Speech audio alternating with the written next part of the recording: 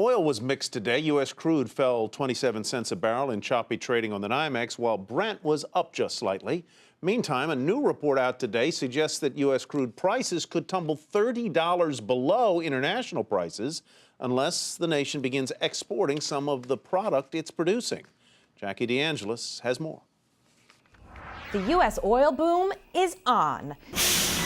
U.S. production increasing to 9.5 million barrels per day earlier this month, outpacing forecasts and up almost 30% from last year, according to the U.S. Energy Information Administration.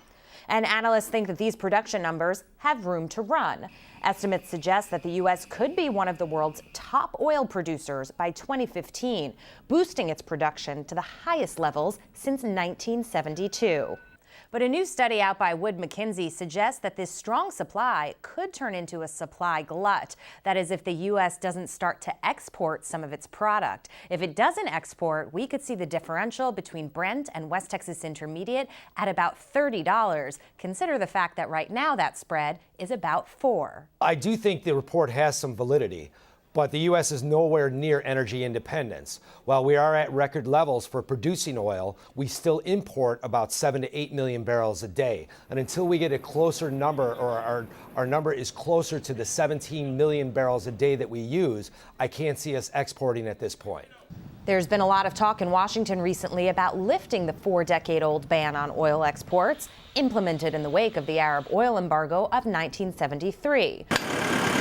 Lobbyists say that the ban is antiquated and exporting could add another dimension to the U.S. energy market. If the U.S. decides to export oil, you'll see the price rise because the demand for WTI, what we produce here, will be greater. And if you look at the price differential between WTI and Brent, Brent is higher at this point. So naturally, the market participants will go for the lower priced crude oil, which is WTI.